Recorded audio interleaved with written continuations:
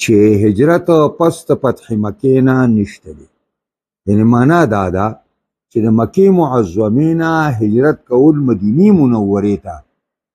دا د هجرت دا د فتح مکې نه وروسته ختم شو. ولې؟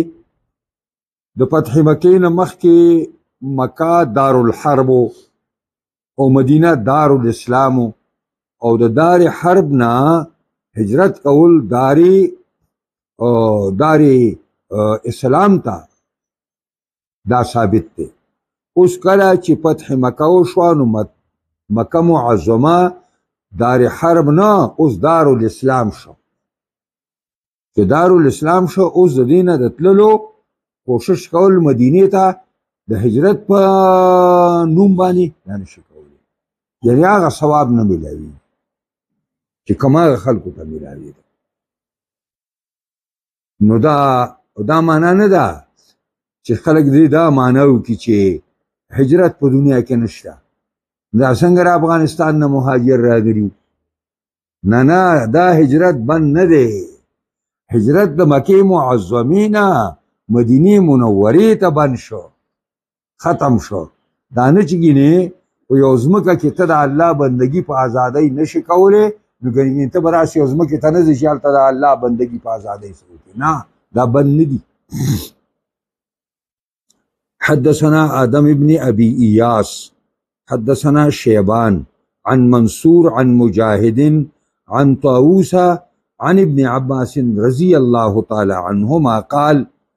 النبي صلى الله عليه وسلم يوم فتح مكة. نبی علیہ السلام د فتح مکې په ورځ اعلان وکړو او ویلي لا هجرت بعد الفتح.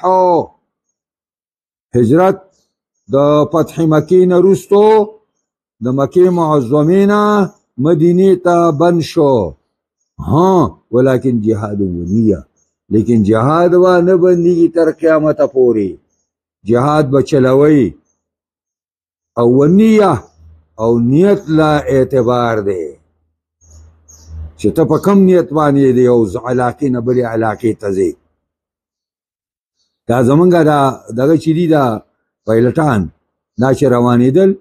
نو بس باقاعده وصیتنامه ادا کړو، په هغې باندې دستخطونه وکړه او بالکل په دې نیت باندې او په دې اراده باندې چې موږ د ملک خپل ملک ته ځان قربان کوو او الله ته ځان سپارو. بس الله روغ جوړ راوسته. هم خپل کار وکړو او هندوانې ذلیل او خوارم کړل او بیا خپل خدای ته الله روغ جوړ راوسته. جازونه هم روغ راغله، هغې هم خدای روغ راوستل. وإذا استنفرتم او وإذا استنفرتم کله چې تاسو نه طلب د نفار وشي چې راوځئ د الله د دین د دفاع لپاره نو فانفروا بیا راوځئ. خنم چې تاسو راوبللی شوئ چې د الله د دین د دفاع لپاره راوځئ نو فانفروا بیا به راوځئ. حدثنا إبراهيم بن موسى أنبأنا يزيد بن زريع عن خالد عن أبي عثمان النهدي عن مجاشع بن مسعود قال جاء مشاجع بأخيه مجالد بن مسعود. وی مجاشع دا صحابي دی، د خپل رور راوسته چې هغه مجالد زوی د مسعود دی. مجالد د رور نوم دی. نبی علیہ السلام ته یا رسول الله هذا مجالد، دا زما رور دی مجالد، یبایعک علی الهجره، تا سره لاس ملاوي او بیعت در سکه چې به هجرت کې.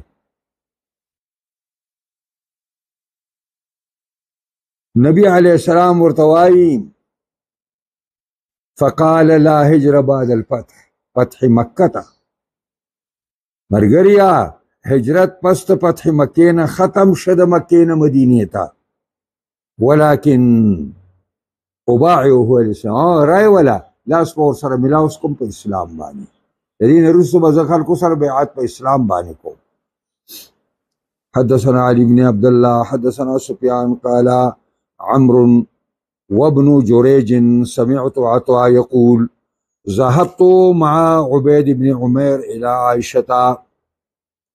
دا عطاء ویزه لاړم په معیت د عبید زوی د عمیر کې عائشه ام المؤمنین ته او وهي مجاوره مجاورتون بشبیر او دا اوسیدلا گاونډی وا د شبیر غر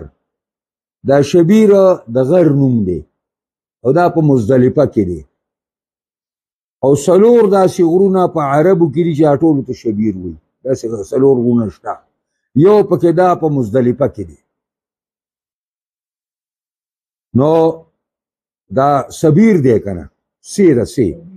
او سبیر نو دا اوسېدله د سبیر غر په دې خوا کې هلته خپله خیمه را کړې وه د دې نه منا ته لار ده که نه مزدلفې نه یې منا ته خلک راوړي اوس د مزدلفې یوه حصه په منا کې شامله شوې ده چې دا حاجیان ګڼ شوي نو فقالت لنا انقطعت الهجره د هغې سره ګفتګو کېدله نو عایشې ام المؤمنین موږ ته وویلې چې هجرت ختم شوی دی مفتح الله علی نبیه علیه السلام مکه ته هجرت د مدینې د مکې نه مدینې ته هغه وخت ختم شو چې کله الله په خپل پیغمبر باندې فتح مکې وکړله باب اذا اضطر الرجل الى النظر في شعور اهل الذمه والمؤمنات اذا عصينا الله وتجريدهن امام بخاری باب دی په دې خبره کې چې کله مجبور شي سړی اضطر الرجل معنا دا ده چې سړی مجبور شي الى النظر نظر چولو ته په ویښتو د اهل الذمه اهل ذمه زنانه دي نو د هغې ویښتو ته کتې شي دا اجازت دی او د مؤمنانو ښځو ویښتو ته هم کتې شي دا کله اذا عصینا الله کله چې دوی د الله نافرماني کوي کله په ګناه کې اړمي او وتجریدهن د دوی نه د جامو د لرې کېدلو هم اجازت دی که د دوی سره څه شی برآمد کولی او هغه نه برآمد کېږي بغیر د تجرید نه چې جامې ته لرې کړي جامې به ترې هم لر کوي او دا هغه واقعي ته اشاره ده چې حاتب ابن ابي بلتعه رضی الله تعالی عنه خط لیکلی و مکې والو مشرکانو ته او یو زنانه له یې ورکړی و چې د مکې نه راغلې وه او یو 10 روپۍ ورسره ورکړی و چې دا 10 روپۍ ستا کرۍ شوه خو دا خط زما سنادیدو د قریشو ته ورسه نو علي رضی الله عنه او د هغه سره ملګري دي هغوی ته پیغمبر خدا راولېږل په آسونو مقام خاص کې ورته وویل چې هلته روانه ده مقام خاص کې هغوی وموندله او نبي علیه دغه د اوښ له هغې ولونو ورته وویل چې خط راکړه چې ما څه خط نشته هغې اوښ چوکو او ورته چې خط به راکړې خط تاسو سره دی پیغمبر خوا دروغ نه وي نو خط دی د بړې نه یا د کونسۍ نه راویست د کونسۍ نو چې د کونسۍ نه راویسته دا خبره څوک کوي علي صاحب یا کونسۍ نو علي صاحب هغه ویښتو ته وکاته که نه هغې چې کونسۍ کې ګوتې والې او کاغذ ته راویسته په دې پوهېږي هغسې باریکې اشارې دي بخاري ترجمة البابونه دونه باریک دي د دې وجې نه دی کې اتفاق دی چې وایي علم د بخاري فی تراجمه د علم د بخاري اندازه د بخاري د تراجمو نه لګي دا د کوم پای عالم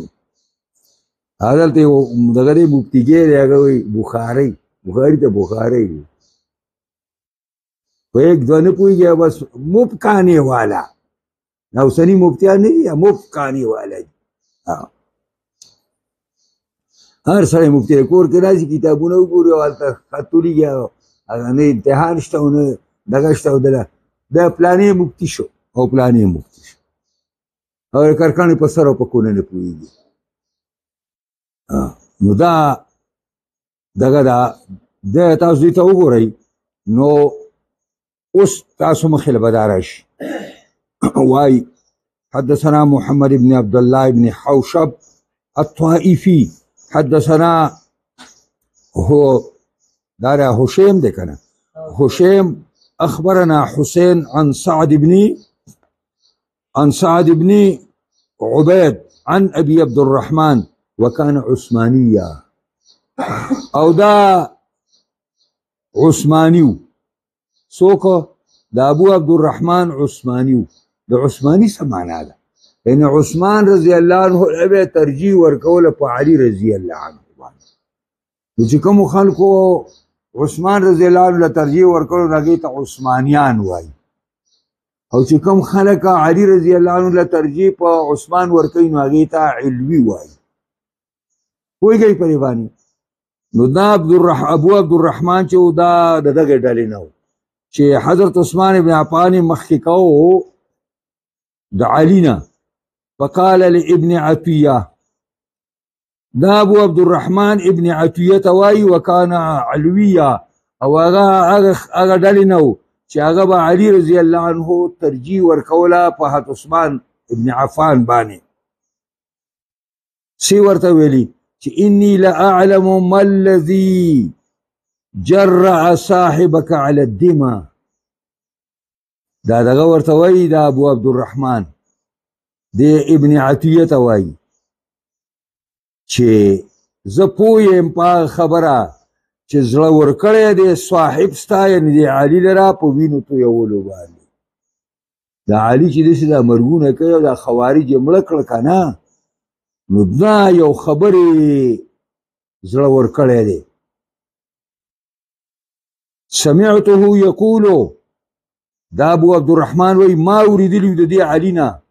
د ویل سیل بعثني النبي صلی الله علیه وسلم والزبیره وی زه علي وی زه نبی علیه السلام ولیږلم او زبیر راسه ولیږه فقال اتو روضة خاخ کذا و کذا راته ویلي چې روضة خاخ مقام ته لاړ شئ داسې وتجدون بها امرأة اعطاها حاتب کتابا او به مومئ تاسو په دې یو زنانه لره چې ورکړی دی ته حاتب ابن ابي بلتعه یو کتاب او خط ورکړی دی فاتینا الروضه نو علي وی منګه روضة خاخ مقام ته رایلو وقلنا الكتاب منګه ښځې ته ویل چې کتاب خط راکه قالت لم يعطني ما له حاتب خط نه دی راکړی وقلنا لتخرجن خط به راوباسي خط به راوباسي او لاجردنک یا به تا نه منګه جامې لرې کوو فاخرجت منها حجزتها نو دا خط یې د دې لنګ د غوټې نه راویست او بل ځای کې راځي چې دا یې د کونسۍ نه راویست نو دا دی چلو چې دا یې مخکې په بډه والی چې کله دوی خط راکه نو دی به څه چل کړی څه باندې به یې کړي چې اودس مو توبه که نه بیا یې د بډې نه راایستلی دی نو په دې ځای کې او دا روایت ډېر دلته مناسب دا دی چې د بډې نه د دغه دی راویسته د کونسۍ نه ځکه چې شعورو مسله ده جواب ورېږه نبي علیه السلام په حاتب پسې جومات ته خلک راټول شو حاتب ابن ابي بلتعه راوغوښته فقال لا تعجل حاتب صاحب ورته وایي د الله پیغمبر تلوار را باندې مه کوه والله ما کفرتو زماری په خدای قسم زه کافر شوی نه یم ولا ازددت بالاسلام ولا ازددت دغه چې کوم دی الاسلامي نه ما په اسلام د پاره څه شی زیات کړی الا حبه مګر مینه څونه چې وخت په ما تېرېږي د اسلام سره مینه زیاتېږي ولم يكن احد من اصحابك نشتري ستا پرې ملګرو مهاجرو کې یو تن الا وله بمکه من يتبع الله به عن اهله وماله د هغه دپاره په مکه کې خپله قبیله ده چې د پکوي الله پاک په ذریعه د هغې باندې د اهل او د مال نه ولم يكن لي احد او تا ته خو زه معلوم یم چې زه قریشي نه یم خو حلیفه او د قریشو ډلۍ زوم راغلی وم نو زما لپاره هلته قبیله نشته. نو په احببت ان اتخذ عندهم یدا، ما دوست وګڼله چې ونیسم د دې قریشو سره یو احسان. ید معنی احسان. فصدقه النبي صلی الله علیه وسلم تصدیق وکړ. نبی علیہ السلام علیکه دا اما هذا فقد صدقه، بل روایت کې راغلي دا رښتیا وایي. وقال عمر دعني اضرب عنقه، حضرت عمر ورته وایي یا رسول الله اجازت راته اجازه ټیلر وام. فانه قد نافق، دی یقینا منافق شوی دی. فقال رسول الله صلی الله علیه وسلم ورته وایي وما يدريك، اے عمر ته څه پوهې، لعل الله اطلع، کېدی شي الله خبر ورکړی علی اهل بدر، بدریانو ته راښکاره شوی ورته ویلي داسې. فقال اعملوا ما شئتم، کوئ چې سم خوښوي. نو دا ابو عبدالرحمن دغه ته وایي، ابن عطیه ته وایي ستا را صاحب نه دی. وهذا الذي جرأه، چې نبی علیہ السلام د حاطب باره کې ویلي چې قلار شه عمره، ته دې نه خبرې دا بدري دی او کېدی شي بدریانو ته الله تعالی سر راوچت کړی، ورته ویلي چې ما بخلي چې څه کوئ. نو دا علي دې زړه ورکړی دی په دې باندې. باب استقبال الغزاة، امام بخاری باب دی سړی غازیانو له مخې لتلی شي چې غازیان را روان دي د غزا نه راځي او ته ولا د استقبال لپاره لاړ شي. د غازیانو لپاره استقبال دا خو ډېر ضروري دی.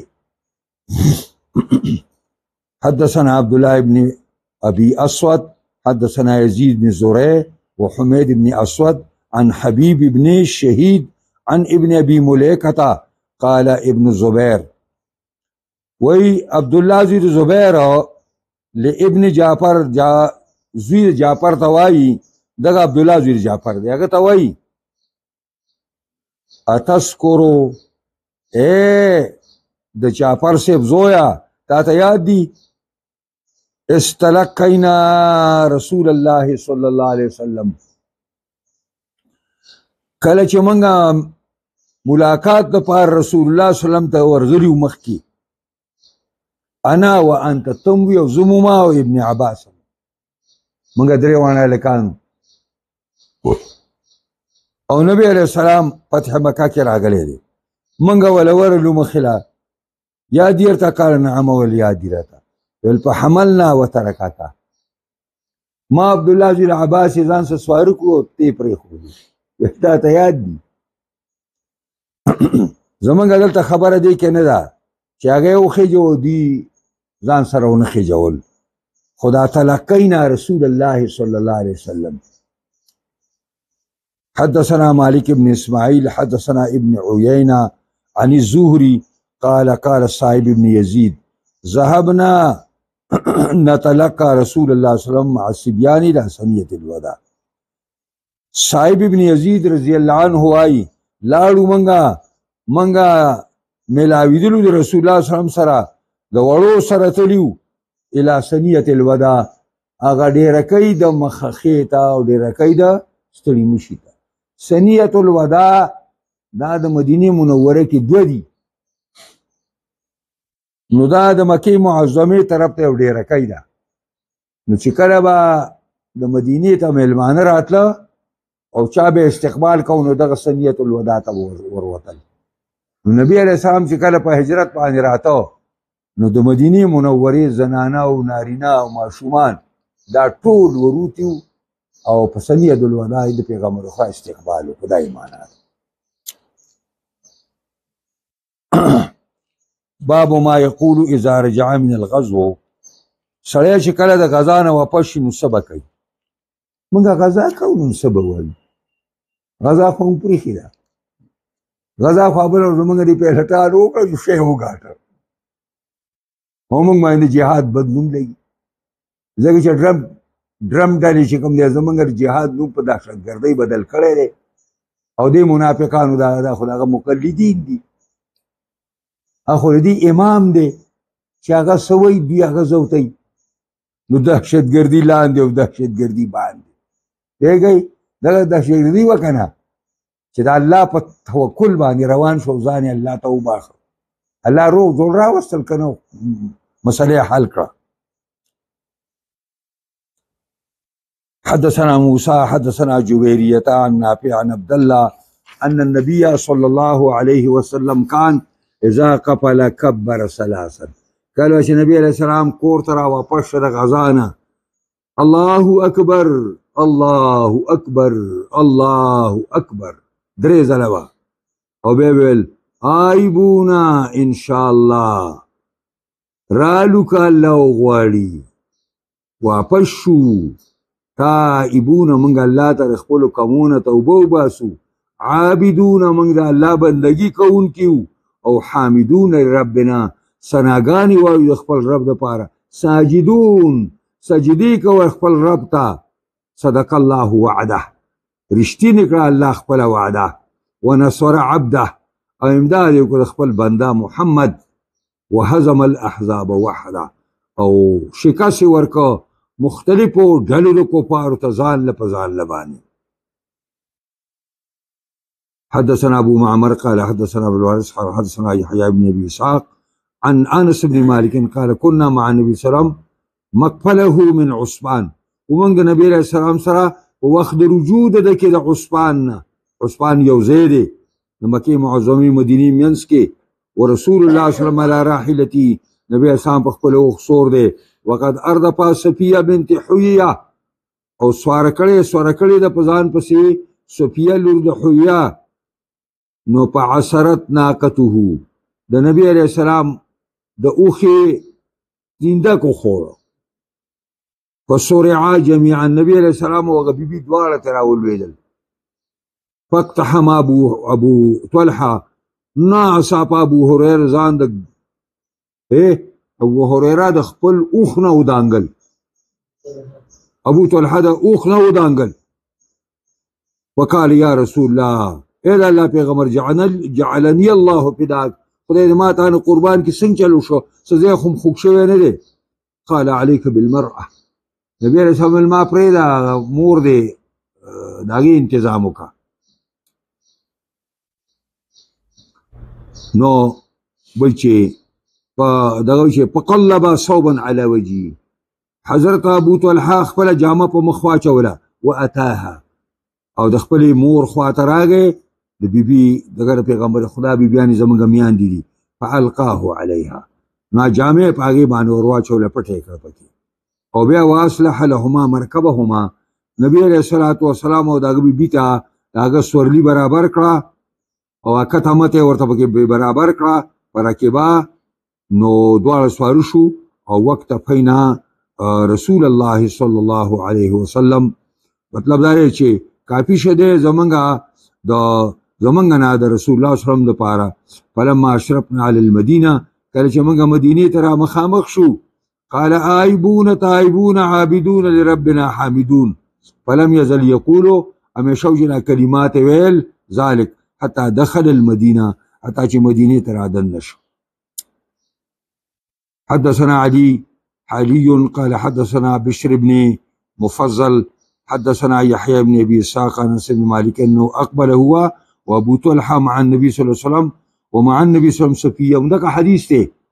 يردفها على راحيتي روسي پدان پس سوره کړي وا ولما كان بعض الطريق عصرت الناقه کله چې په بعض لار کې روانو بس او ختینده کو خورو فسرع النبي صلى الله عليه وسلم والمرأه پیغمبر خام راولید زنانم راولید وانا ابو طلحه قال احسب ذرا گمان قال اقتحمان بعيد اے دا اوخنه ځان د سراو خو یو پمنډه باندې او راوی دانګلی چې نبی علیہ السلام ولویدو فاتا رسول النبي اکرم تراغه فقال يا نبي الله جعلني الله فداك هل اصابك من شيء سنقصان درته ورسید قال لا ولكن عليك بالمرأة لا زنانا حفاظتك فألقى أبو طلحة صوبه على وجهه ابو طلحه جامه په خپل مخ واچوله فقصد قصدها نو داغي طرف ته متوجه شو فألقى صوبه عليها جامه راواغي سو پاګي واچوله پټه کړه وقامت المرأة فشد لهما على راحلتهما وسطاله د دوړو لپاره په هغه سورلې دی باندې پرکبا وصاروا حتى اذا كانوا بظهر المدینه حتی چې مدینه ته راښکاره شو او قال اشرفوا على المدینه راپورته شو په مدینه باندې قال النبي صلی الله علیه وسلم آیبون تائبون عابدون لربنا حامدون فلم يزل يقولها حتى دخل المدینه. ان شاء الله به وایو.